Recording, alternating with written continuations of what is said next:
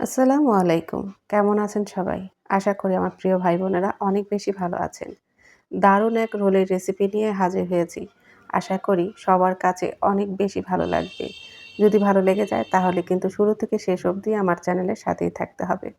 প্রথমে যেটি করতে হবে, আমি এখানে ১ কাপ পেঁয়াজ ব্যবহার করেছি, পরিমাণ মতো তেল দিয়েছি। এবার পেঁয়াজটাকে একটু হালকা নরম করে নিব। আর খুন্তির সাহায্যে পেঁয়াজটাকে একটু ছাড়িয়ে দিচ্ছি। এই পর্যায়ে দিয়ে দিতে হবে কাঁচামরিচ। আমি এখানে প্রায় ১০-১১টার মতো কাঁচামরিচ কুচি করে দিয়েছি। তারপরে আমি শুকনা মরিচও দিব, তবে ঝালটা কিন্তু যার অনুযায়ী করে দিতে হবে।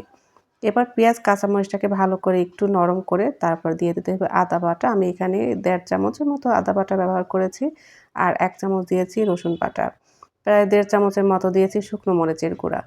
আমি কিন্তু ২ রকমের মরিচই এখানে ব্যবহার করেছি। ওই যে বললাম ঝাল যার অনুযায়ী করে দিবেন, কম বেশি করা যাবে। তারপরে আমি পরিমাণ মতো এখানে লবণ দিয়ে দিলাম। এরপরে সামান্য একটু পানি দিয়ে মশলাটাকে ভালো করে কষিয়ে নিতে হবে। যেহেতু আমি কাঁচা মশলা ব্যবহার করেছি, তো মশলার গন্ধটা যেন না থাকে, ভালো করে মশলাটাকে কষিয়ে নিতে হবে। এই পর্যায়ে আমি দিয়ে দিলাম সয়া সস। যেহেতু আমি লবণ দিয়েছি, সয়া সসটা একটু বুঝে শুনে দিতে হবে। তারপর দিব টমেটো সস। এখানে ১.৫ চামচের মতো টমেটো সস আমি ব্যবহার করেছি।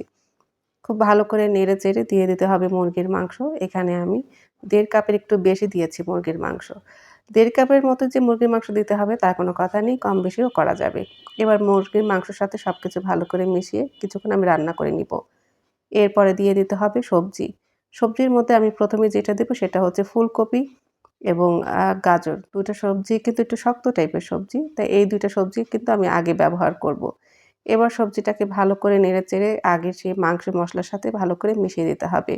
সবজিটা আমি রান্না করব কিন্তু একদম ভর্তা করব না। একটু ঝরঝরে থাকবে এমনভাবে কিন্তু সবজিটা আমি রান্না করে নেব। সবজিটা যখন একটু নরম হয়ে আসছে সেই পর্যায়ে আমি দিয়ে দেব বাঁধাকপি। বাঁধাকপিটা কিন্তু নরম থাকে, তাই একটু পরে দিলেই কিন্তু ভালো হয়। এবার এই বাঁধাকপির সাথে আগের সব মসলার সাথে এবং ফুলকপি, গাজরের সাথে ভালো করে মিশিয়ে এটাকে কিছুক্ষণ আমি রান্না করে নেব। তবে এর মধ্যে কোনো পানি ব্যবহার করা যাবে না। ভালো করে নেড়েচেড়ে কিন্তু আমি সবজিটাকে রান্না করে নিয়েছি। সবজিটা কিন্তু অনেক সুন্দর হয়েছে। রান্না করা শেষ। এই পর্যায়ে আমি দিয়ে দিব অনেকগুলো ধনিয়া পাতা। ধনিয়া পাতা দেওয়ার পরে চুলা বন্ধ করে দিতে হবে। এরপরে যেটা করতে হবে, আমি এখানে শিট ব্যবহার করব। এবার আমি রোলটা তৈরি করব পুরাটাই শিট দিয়ে। আমি সবসময় যেটা করি রোলটা আমি বানাই আমি নিজে শিট তৈরি করে। তবে এবার আমি কেনা শিট দিয়ে রোলগুলো তৈরি করব। এই কেনা শিটের রোলগুলা কিন্তু খেতে অনেক বেশি মুচমুচে হয় এবং মজা হয়। তো আমি ভাবলাম এবারে এই শিট দিয়েই রোলগুলো তৈরি করে নেব। তো এভাবে এক করে আমি শিটগুলো খুলে নিলাম। খুলে এই তো সবজিটাকে আমি ঠিক মাঝ বরাবর দিয়ে দিচ্ছি। আর সবজিগুলা যে কত ঝরঝরে হয়েছে সেটা কিন্তু দেখেই বোঝা গেছে।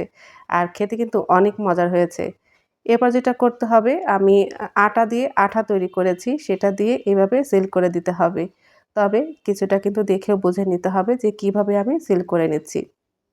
তবে আটা দিয়ে কিন্তু ভালো করে এটাকে লাগিয়ে নিতে হবে। যদি ভালো করে আপনি সিল না করেন তাহলে কিন্তু যখন ভাজবেন তখন কিন্তু এটা খুলে যাবে। তো এইভাবে করে মুড়িয়ে ভালো করে সিল করে এই রোলটাকে তৈরি করে নিলাম। এই এক করে সবগুলো ঠিক একইভাবে আমি তৈরি করে নেব।